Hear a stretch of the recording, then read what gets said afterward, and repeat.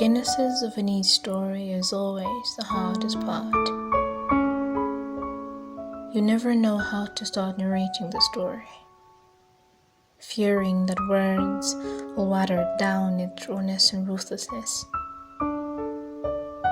I don't want to make the same mistake the writers of history made by forgetting the foundations of history.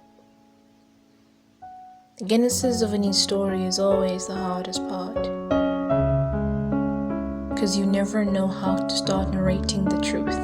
They all taste the same, bitter, look the same, because it always starts with someone systematically snatching something away from someone else, be it candy from a baby, God's glory on mankind in exchange for sheep's skin, or past treasures like gold, silver, and diamond in exchange for poverty, unemployment, or a collection of crumbs tossed on the table of Africa for its people to scramble for the scraps, even though the continent is the one that supplies the whole world with the loaves of bread. They all feel the same too. Hollow, disappointing, painful, hungry, and confusing to a black child that understands the wealth beneath his feet but struggles to comprehend the rand, naira, shilling, kwacha against the dollar, pound, euro, and gil.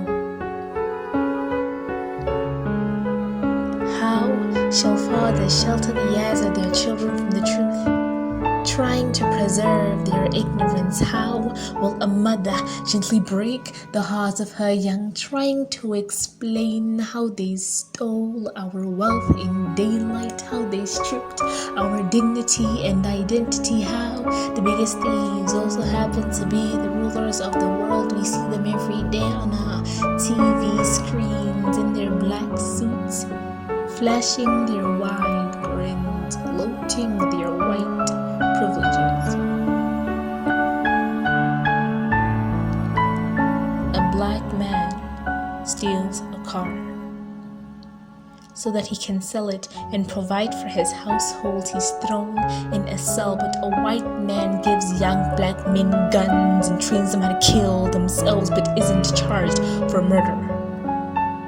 Calls dibs on a piece of land intendedly his because he has legal claim. They all fall like a pack of hyenas scavenging for the riches in Africa, and just like that, we're colonized.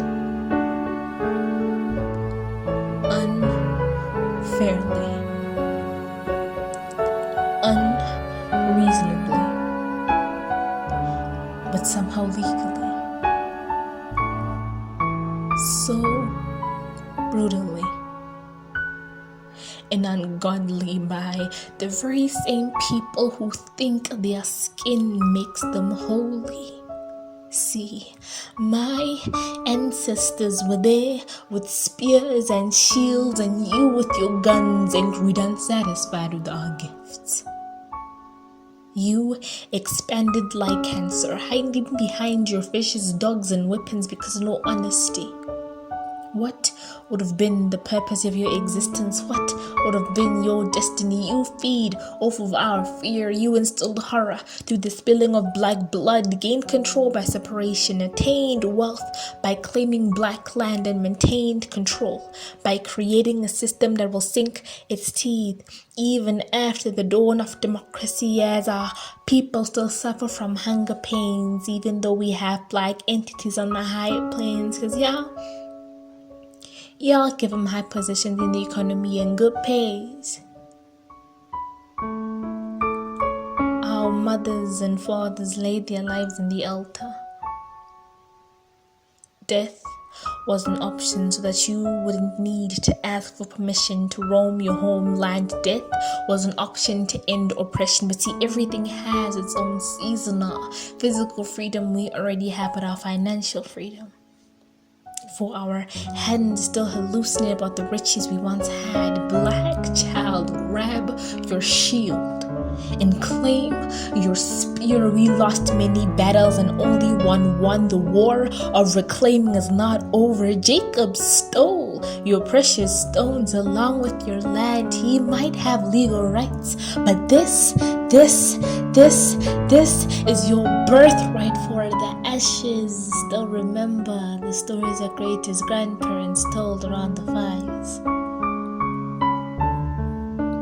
The earth still reminisces about the way our ancestors used to touch her. The dust is still familiar with bare feet carrying soldiers to war.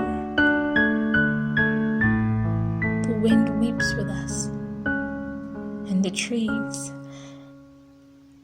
will forever pray for us.